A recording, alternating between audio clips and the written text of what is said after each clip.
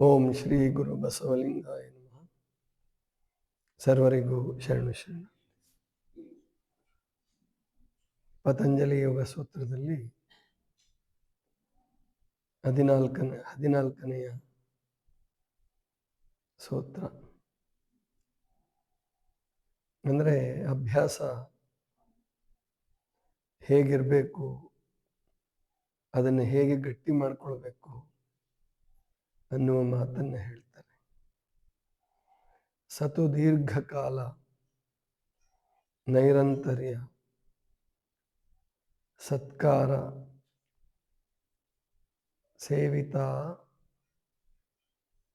ಸೇವಿತೋ ದೃಢ ಭೂಮಿ.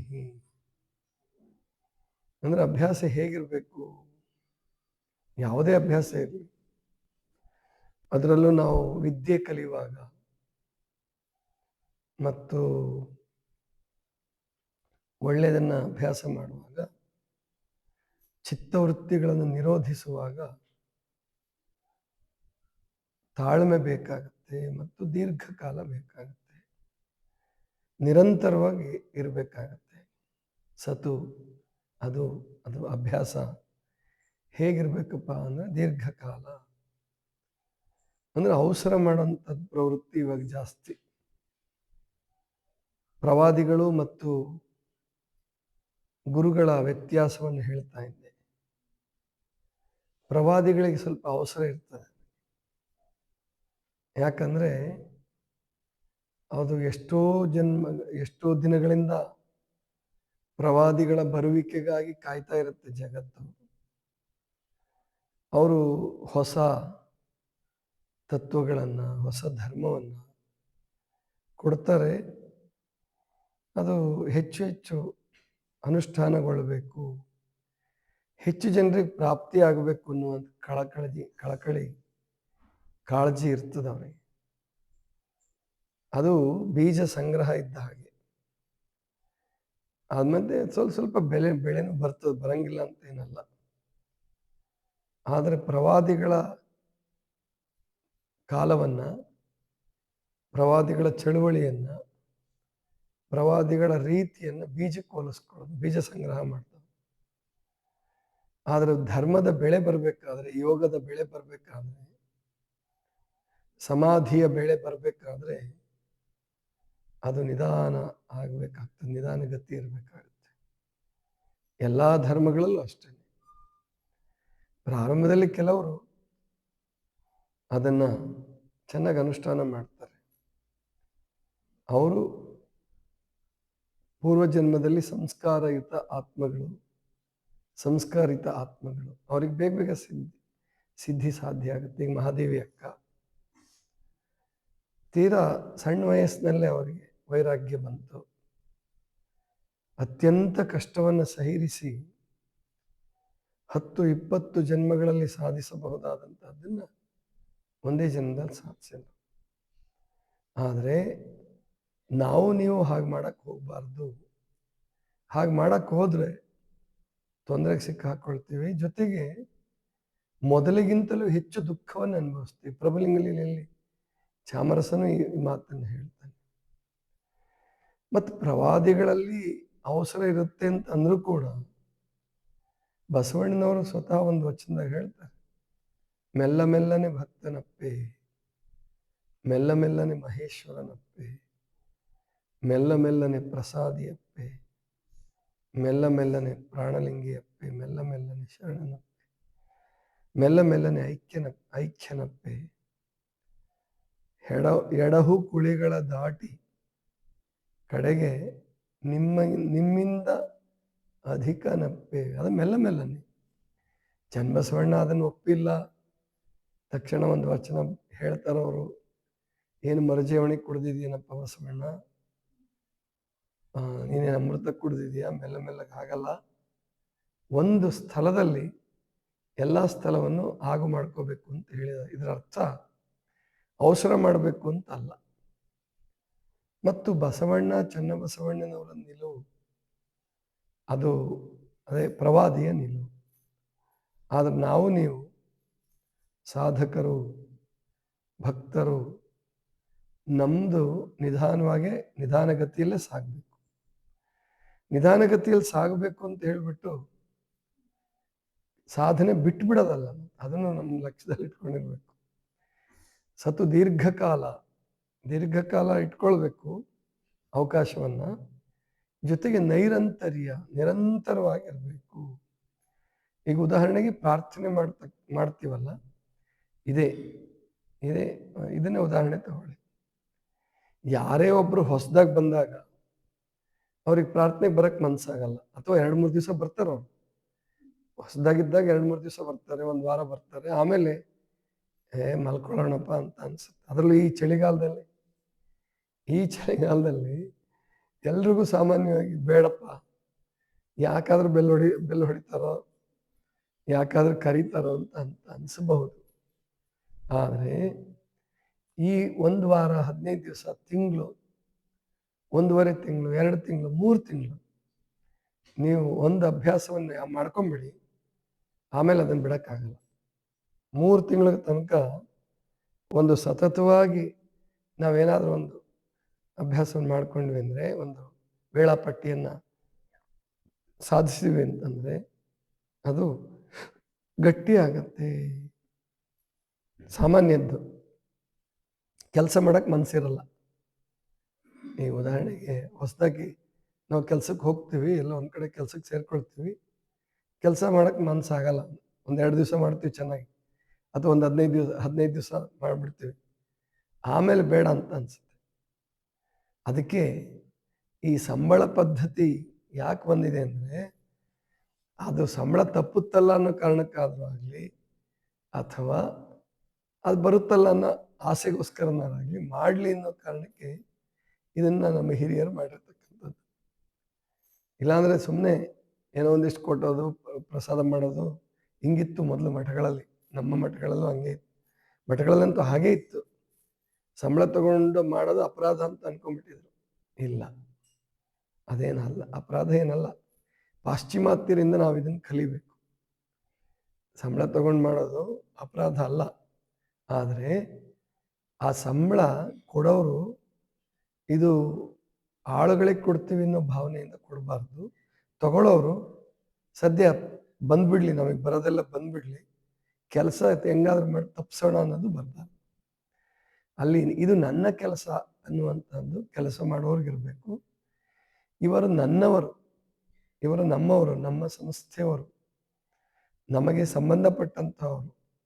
ನನಗೇನು ಸೌಲಭ್ಯಗಳನ್ನು ನಾನು ಮಾಡ್ಕೊಳ್ತೀನೋ ಅದನ್ನು ಎಲ್ಲರಿಗೂ ಮಾಡಬೇಕು ಅನ್ನೋದು ಮಾಲೀಕರಿಗೆ, ಅಂದರೆ ಹಿರಿಯರಿಗೆ, ಯಾರು ಲೀಡರ್ಸ್ ಇರ್ತಾರೋ, ಮುಂದಾಳುಗಳಿರ್ತಾರೋ ಅವ್ರಿಗಿರ್ಬೇಕು. ಇದು ನಮ್ಮ ದೇಶದಲ್ಲಿ ಮೊದಲಿತ್ತು, ಬಹಳ ಹಿಂದೆ ಇತ್ತು, ಇರಲಿಲ್ಲ ಅಂತ ಏನಲ್ಲ. ಯಾಕಂದರೆ ಬಹಳ ದೊಡ್ಡ ದೊಡ್ಡ ಸಾಮ್ರಾಜ್ಯಗಳನ್ನು ಕಟ್ಟಿದ್ದಾರೆ, ಬಹಳ ದೊಡ್ಡ ದೊಡ್ಡ ಸಾಧನೆಗಳನ್ನು ಮಾಡಿದ್ದಾರೆ ಭಾರತ ದೇಶದಲ್ಲಿ. ಬ್ರಿಟಿಷರು ಹಿಡಿದ ಕನ್ನಡಿಯಲ್ಲಿ ಭಾರತವನ್ನು ನೋಡಬೇಡಿ. ನಮ್ಮದೇ ಆದಂತಹ ಭಾರತ ದೇಶ ಬಹಳ ಹಿಂದಿನಿಂದ, ಬಹಳ ವರ್ಷಗಳಿಂದ ಅದ್ಭುತವಾದಂತಹ ನಾಗರಿಕತೆಯನ್ನು, ಧರ್ಮವನ್ನು ಕಟ್ಟಿದ ದೇಶ ಇದು. ಇಲ್ಲಿ ಸಂಬಂಧಗಳು ಚೆನ್ನಾಗಿರ್ಬೇಕಾದ್ರೆ, ಅಥವಾ ಸಾಧನೆಗಳು ನಿರಂತರವಾಗಿ ನಡಿಬೇಕಾದ್ರೆ ಆ ಪ್ರೀತಿ ಅದನ್ನೇ ಮುಂದೆ ಹೇಳೋದು. ನೈರಂತರ್ಯ ಆದಮೇಲೆ ನಿರಂತರವಾಗಿ ನಡಿಬೇಕು. ಜೊತೆಗೆ ಸತ್ಕಾರ, ಆ ಸತ್ಕಾರ ಅಂದರೆ ಆ ಸೇವಿತ ಅಂತ ಮುಂದೆ ಸೇವಿತ ದೀರ್ಘ ಇದೆ, ಸೇವಿತೋ ಇದೆ, ಸತ್ಕಾರ ಆದಮೇಲೆ ದೀರ್ಘ ಇದೆ. ಸತ್ಕಾರ ಸೇವಿತ ಅಂತ ಇದೆ ಸೂತ್ರದಲ್ಲಿ. ಅದನ್ನು ಸಿದ್ದೇಶ್ವರಪ್ಪಗಳು ಆ ಸತ್ಕಾರ ಸೇವಿತೋ ಅಂತ ಬಿಡಿಸಿ ಹೇಳ್ತಾ ಇದ್ದೀನಿ. ಆ ಸತ್ಕಾರ ಅಂದರೆ ಏನು, ನಾವು ಯಾವುದೇ ಒಂದು ಕೆಲಸ ಮಾಡುವಾಗ ಅಥವಾ ಏನೇ ಒಂದು ಸಾಧನೆ ಮಾಡುವಾಗ, ಈಗ ಬೆಳಿಗ್ಗೆ ಎದ್ದೇಳ್ತೀವಲ್ಲ, ಎದ್ದೇಳದಂತೂ ಎದ್ದೇಳಲೇಬೇಕು. ಎದ್ದೇಳದಿದ್ರೆ ಬಯಸ್ಕೊಳ್ತೀವಿ ಅಥವಾ ತಿರಸ್ಕಾರಕ್ಕೊಳಗಾಗ್ತೀವಿ, ನಮ್ಮನ್ನು ಲೆಕ್ಕಕ್ಕಿಡಲ್ಲ, ಗುರುಗಳಿಗೆ ನಮ್ಮ ಬಗ್ಗೆ ಪ್ರೀತಿ ಬರಲ್ಲ ಅಂತ ಗೊತ್ತಿದೆ ನಿಮಗೆ, ಹೌದಾ? ಎದ್ದೇಳೋದು ನರಳಾಡ್ಕೊಂಡು ಎದ್ದೇಳೋದಕ್ಕಿಂತ ಖುಷಿಯಿಂದ ಎದ್ದು ಬಿಡೋದಪ್ಪ. 1-2 ದಿವಸ ನರಳಾಡಿ ತೊಂದರೆ ಇಲ್ಲ, 3ನೇ ದಿವಸ, 4ನೇ ದಿವಸ, 5ನೇ ದಿವಸ ಖುಷಿಯಿಂದ ಎದ್ದು ಬಂದ್ಬಿಡೋದು ಪ್ರಾರ್ಥನೆಗೆ. ಸ್ವಲ್ಪ ಬೇಗನೆ ಬರೋದು ನೋಡ್ತೀನಿ ನಾನು. ಹೇಳಿದಾಗ 2-3 ದಿವಸ ಬೇಗ ಬರ್ತೀರಾ, ಮತ್ತೆ ಅದೇ ರಾಗ ಅದೇ ಹಾಡು.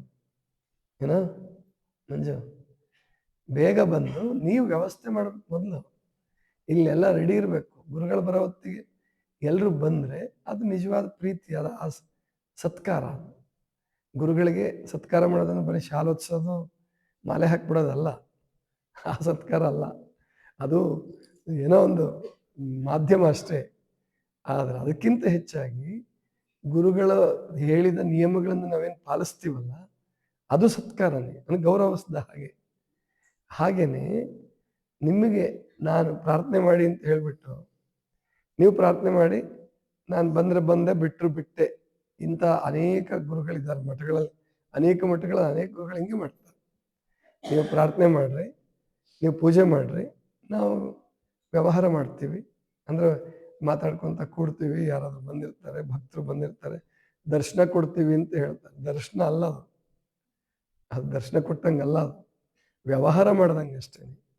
ಪ್ರಾರ್ಥನೆ, ಪೂಜೆ, ಧ್ಯಾನದ ವಿಷಯದಲ್ಲಿ ಗುರುಗಳು ಎಂದೂ ಅಸಡ್ಡೆ ಮಾಡಬಾರ್ದು. ಆ ಬಂದವ್ರನ್ನೂ ಕರ್ಕೊಂಡೇ ಬಂದು ಕೂತ್ಕೊಳ್ಳಿ, ಬಂದವ್ರನ್ನೂ ಕರ್ಕೊಂಡು ಬಂದು ಕೂತ್ಕೊಳ್ಳಿ. ಆವಾಗ ಶಿಷ್ಯರಿಗೆ ಒಂದು ಭಾವನೆ ಬರುತ್ತೆ, ಓಹೋ ಇದಕ್ಕೆ ಗುರುಗಳು ಪ್ರಥಮ ಸ್ಥಾನ ಕೊಡ್ತಾರೆ. ಪ್ರಾರ್ಥನೆಗೆ ಪ್ರಥಮ ಸ್ಥಾನ, ಆಮೇಲೆ ಉಳಿದಿದ್ದು 2ನೇ ಸ್ಥಾನ, 3ನೇ ಸ್ಥಾನ. ಗುರುಗಳು ಈ ರೀತಿ ಸತ್ಕಾರ ಮಾಡಬೇಕು ಸಾಧನೆಯನ್ನ. ಶಿಷ್ಯರು ಗುರುಗಳೇನು ಹಾಕ್ಕೊಟ್ಟಿರ್ತಾರೋ ನಿಯಮಗಳನ್ನು ಅದನ್ನು ಸತ್ಕಾರ ಮಾಡಬೇಕು, ಗೌರವಿಸ್ತಕ್ಕಂಥದ್ದು ಆ ಸತ್ಕಾರ.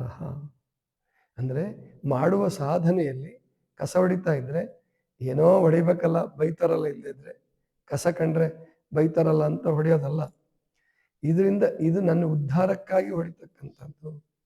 ನಾನು ಕಸ ಹೊಡಿತಾ ನನ್ನ ಮನಸ್ಸಿನ ಕಸವನ್ನು ಹೊಡ್ಕೊಳ್ತೀನಿ. ಇದು ಶರಣರನ್ನ ಯಾಕೆ ಇಲ್ಲಿವರೆಗೆ ಅಮರರನ್ನಾಗಿ ಮಾಡಿದೆ? ಅದು ಅವ್ರು ಏನೇ ಕೆಲಸ ಮಾಡಿದರು ಅದರಲ್ಲಿ ತಮ್ಮ ಉದ್ಧಾರವನ್ನು ಕಂಡುಕೊಳ್ತಾ ಇದ್ರು.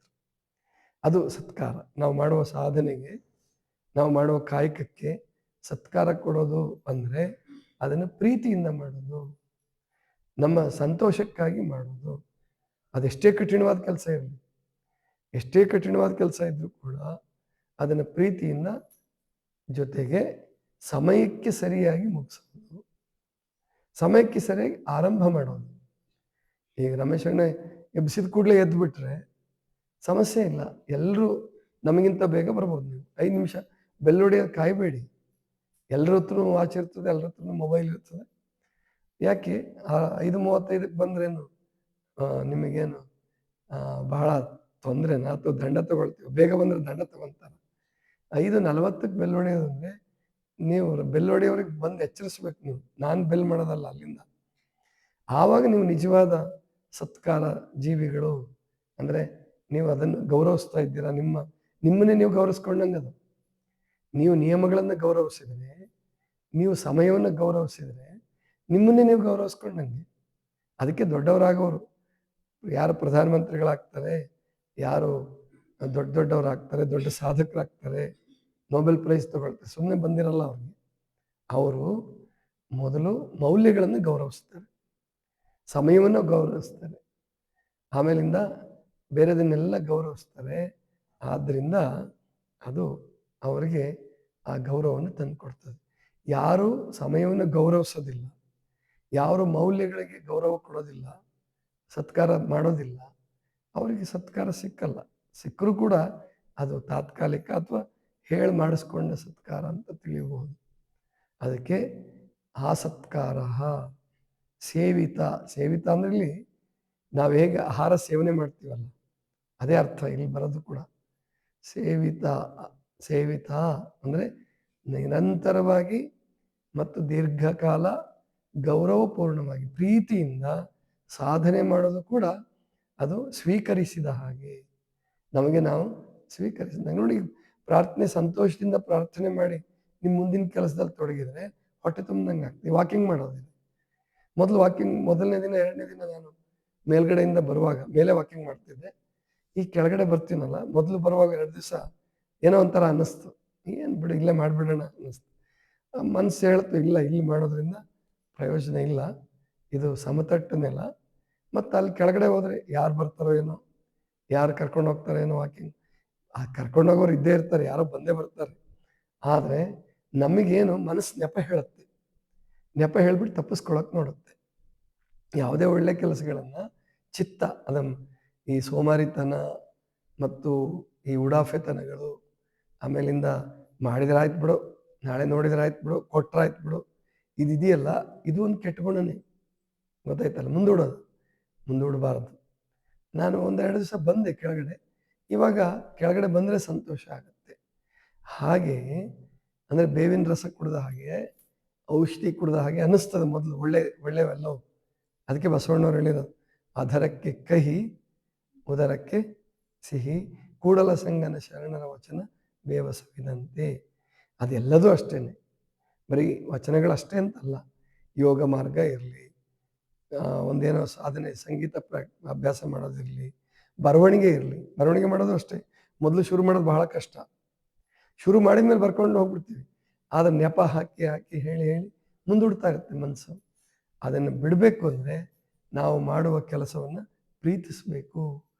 ಸೇವನೆ ಮಾಡಿದ ಹಾಗೆ, ಊಟ ಮಾಡುವಾಗ ಎಷ್ಟು ಖುಷಿಯಿಂದ ನಾವು ಬರ್ತೀವಲ್ಲ, ಅಥವಾ ಏನಾದರೂ ನಮ್ಗೆ ಇಷ್ಟವಾದ ತಿಂಡಿ ತಿನಿಸು ಕೊಡುವಾಗ, ಅಥವಾ ಯಾರೋ ಬಹುಮಾನ ಕೊಡುವಾಗ, ನಮಗೇನೋ ಸರ್ಕಾರದಿಂದ ಏನೋ ಸೌಲಭ್ಯ ಬರ್ತಾ ಇದೆ, ಎಷ್ಟು ಖುಷಿಯಿಂದ ತಗೊಳಕ್ಕೆ ಬರ್ತೀವಲ್ಲ, ಅದೇ ತರಹ ಸಾಧನೆಯಲ್ಲಿಯೂ ಕೂಡ ಅದೇ ಖುಷಿಯನ್ನು ವ್ಯಕ್ತಪಡಿಸಬೇಕು. ಅದೇ ಆ ಸತ್ಕಾರ ಸೇವಿತೋ ದೃಢ ಭೂಮಿ, ಗಟ್ಟಿಗೊಳ್ತಾ ಹೋಗುತ್ತೆ. ನಾವು ಮೊದಲು ಪ್ರಾರ್ಥನೆ ಶುರು ಮಾಡಿದಾಗ ನೆನಪಿದೆ ನನಗೆ, ಮಂಗಳನೇ ಮಾಡ್ತಿರ್ಲಿಲ್ಲ. ಅದೇ ಯಾಕಂದರೆ ಕೆಲವು ಮಠಗಳಲ್ಲಿ ಪ್ರಾಕ್ಟೀಸ್ ಮಾಡ್ಕೊಂಡು ಬಂದಿದ್ದೆ. ಅವ್ರು ಅಲ್ಲೇ ಕುತ್ಕೊಂಡು ತಂದೆ ನೀನು ತಾಯಿ ನೀನು ಹೇಳ್ಬಿಡ್ತಾರೆ. ಇಲ್ಲ, ಮಂಗಳ ಮಾಡಬೇಕು, ಮಂಗಳ ಹೇಳಬೇಕು, ಕರ್ಪೂರ ಬೆಳಗಬೇಕು, ಆಮೇಲಿಂದ ಏನು ಧೂಪ ಹಾಕಬೇಕು. ಅಂದರೆ ಒಳ್ಳೆ ವಾತಾವರಣ ಉಂಟಾಗುತ್ತೆ. ಒಳ್ಳೆ ವಾತಾವರಣ ಉಂಟಾಯಿತು, ನಿಮ್ಮ ಮನಸ್ಸಿನಲ್ಲಿ ಒಳ್ಳೆ ಭಾವನೆ ಉಂಟಾಗುತ್ತೆ. ಯಾಕೆ ಇದು ಧೂಪಗಳು, ಕರ್ಪೂರಗಳು, ಘಂಟಾನಾದ, ತಾಳಗಳು ಇವೆಲ್ಲ ಸುಮ್ಮನೆ ಇಲ್ಲ. ನೋಡಿ, ಇವತ್ತು ತಾಳ ತಗೊಂಡ್ರಿ, ಇವೊಂದು ದಮಡಿ ಕಂಜೀರ ತಗೊಂಡ, ಇನ್ನೊಬ್ಬರು ಯಾವುದೋ ಒಂದು ಗೆಜ್ಜೆ ತಗೊಂಡ್ರಿ. ಇವಾಗ ಅದು ಚಂದ ಅನ್ನಿಸ್ತದ, ಸಂಗೀತದ ನಾದನೆ ಬದಲಾವಣೆ ಆಗುತ್ತೆ, ಮನಸ್ಸಲ್ಲಿ ಸದ್ಭಾವನೆ ಉಂಟಾಗುತ್ತೆ. ಸುಮ್ಮನೆ ಹಾಡಿದ್ರಾಯ್ತು, ನೋಡಿದ್ರಾಯ್ತು. ಈ ದೇವಾಲಯಗಳ ಪೂಜಾರಿಗಳು ಪೂಜೆ ಮಾಡ್ತಿರ್ತಾನೆ, ಭಕ್ತರು ಬಂದ ಕೂಡಲೇ ಗಂಟೆ ತಗೊಂಡು ಅವರು ಹೋಗೋದು ಎದ್ದೇಳೋದು ನೋಡ್ಬೇಕು ನೀವು, ಗೊತ್ತಾಯ್ತು. ಆ ನೀರು ಹಾಕೋದು, ಅವಕ್ಕೆ ಮೂರ್ತಿಗಳಿಗೆ ಅವಕ್ಕೇನಾದ್ರು ಜೀವ ಇದ್ದಿದ್ರೆ ಮರೆಯ ಹೋಗಿ ನೀನು ಪೂಜೆ ಮಾಡಬೇಡ ನನ್ನಂತೆ ಕಳಿಸ್ತಿದ್ವು. ಅಷ್ಟು ತಿರಸ್ಕಾರದಿಂದ ಎಂದೂ ಮಾಡಬಾರ್ದು. ಯಾವುದೇ ಕೆಲಸ ಇರಲಿ, ಬೇಕಾದ್ರೆ ಮಾಡಕ್ಕೆ ಮನಸ್ಸಿಲ್ದ್ರೆ ಒಂದು ದಿವಸ 2 ದಿವಸ ಬಿಟ್ಟುಬಿಡಿ, ತೊಂದರೆ ಇಲ್ಲ. ಆದರೆ ಬೇಕಾಬಿಟ್ಟಿ ಮಾಡೋದು ಅಂತ ಹೇಳ್ತಾರಲ್ಲ, ಹಾಗೆ ಯಾವುದನ್ನು ಹಾಕಿ ತಗೋಬಾರ್ದು. ನೀವು ಯಾವಾಗ ಬೇಕಾಬಿಟ್ಟಿ ಮಾಡ್ತೀರೋ ಜಗತ್ತು ನಿಮ್ಮನ್ನು ಅವಾಗ ಬೇಕಾಬಿಟ್ಟಿ ಮಾಡಿಬಿಡ್ತದೆ. ನೀವು ಯಾವುದನ್ನು ತಿರಸ್ಕಾರ ಮಾಡ್ತೀರಿ, ನಿಮ್ಮ ಸಮಯವನ್ನು ತಿರಸ್ಕಾರ ಹೋದ್ರಾಯ್ತು, ನೋಡಿದ್ರಾಯ್ತು ಅಂತ ಅಂದರೆ ಆವಾಗ ನಿಮ್ಮ ಬಗ್ಗೆ ಆವಾಗ ಜನನು ನೋಡಿದ್ರಾಯ್ತು, ಇವೊಂದಿಷ್ಟೇ ಅನ್ನಂಗೆ ಆಗತ್ತೆ. ಆದ್ದರಿಂದ ಯಾವುದೇ ಒಂದು ಸಾಧನೆ, ಯೋಗ ಮಾರ್ಗ ಗಟ್ಟಿಯಾಗಬೇಕಾದ್ರೆ ಪ್ರೀತಿಯಿಂದ ಮಾಡಬೇಕು, ಗೌರವಪೂರ್ಣವಾಗಿ ನಡ್ಕೋಬೇಕು, ಜೊತೆಗೆ ನಿರಂತರವಾಗಿರಬೇಕು, ದೀರ್ಘಕಾಲ ಮಾಡಬೇಕು. 1 ತಿಂಗಳಲ್ಲಿ, 2 ತಿಂಗಳಲ್ಲಿ, 3 ತಿಂಗಳಲ್ಲಿ ಆಗ್ಬಿಡ್ತು ಅಂತಲ್ಲ, ವರ್ಷಾನುಗಟ್ಟಲೆ ಕಾಯಬೇಕು, ಮಾಡ್ತಾ ಇರಬೇಕು. ಯೋಗ ಸಾಧನೆ ಮಾಡ್ತಾ ಇರಬೇಕು, ಜಪ ಮಾಡ್ತಾ ಇರಬೇಕು, ಧ್ಯಾನ ಮಾಡ್ತಾ ಇರಬೇಕು. ಧ್ಯಾನವೂ ಅಷ್ಟೇ, ಜಪಕ್ಕಿಂತ ನಿಧಾನ ಧ್ಯಾನ ಸಿದ್ಧಿಯಾಗೋದು. ಆದ್ದರಿಂದ ನಿಧಾನವಾಗಿ ಅಭ್ಯಾಸ ಮಾಡ್ತಾ ಬನ್ನಿ, ಎಲ್ಲವೂ ಸಾಧ್ಯ. ಎಂಥ ದಡ್ಡರೂ ಕೂಡ ಶ್ರೇಷ್ಠ ಪಂಡಿತರಾಗಿದ್ದಾರೆ ನಿಧಾನವಾದ ಸಾಧನೆ ಮಾಡೋದ್ರಿಂದ, ಪ್ರೀತಿಯಿಂದ ಸಾಧನೆ ಮಾಡಿದ್ದಾರೆ. ಎಂಥ ಆಟಗಾರರು, ತುಂಬ ಹಿಂದುಳಿದಂಥ ಆಟಗಾರರು ವಿಶ್ವಪ್ರಸಿದ್ಧ ಆಟಗಾರರಾಗಿದ್ದಾರೆ ನಿರಂತರ ಸಾಧನೆ ಮಾಡೋದ್ರಿಂದ. ಆದ್ದರಿಂದ ಯಾವುದೇ ಸಣ್ಣದು ಅಂತ ಅಂದ್ಕೊಳ್ಬೇಡಿ, ಮತ್ತು ತಿರಸ್ಕಾರ ಬೇಡ. ನೀವು ಸಾಧನೆಯನ್ನು ತಿರಸ್ಕಾರ ಮಾಡಿದರೆ, ಸಮಯವನ್ನು ತಿರಸ್ಕಾರ ಮಾಡಿದರೆ, ಸಮಯವನ್ನು ಹಾಳು ಮಾಡಿದರೆ ನಿಮ್ಮ ಜೀವನ ಹಾಳಾಗುತ್ತೆ, ನಿಮ್ಮ ಜೀವನದಲ್ಲಿ ಪ್ರಗತಿ ಸಾಧ್ಯ ಆಗೋದಿಲ್ಲ. ಆದ್ದರಿಂದ ಪ್ರೀತಿಯಿಂದ ಮಾಡಿ. ನಾಳೆ ನೋಡೋಣ ಎಷ್ಟು ಜನ ಮೊದಲು ಬಂದಿರ್ತಾರೆ. ಮೊದಲು ಬಂದು ಇಲ್ಲಿ ಇರ್ಬೇಕು 5:35ಕ್ಕೆ ಇಲ್ಲಿ ಇರ್ಬೇಕು. ಮತ್ತೆ ಇನ್ನು ಬೇಕಾದ್ರೆ 10 ನಿಮಿಷ ಬೇಗ ಎದ್ದೇಳಿಸು ಅಂತ ಹೇಳ್ರಿ, ತೊಂದರೆ ಇಲ್ಲ.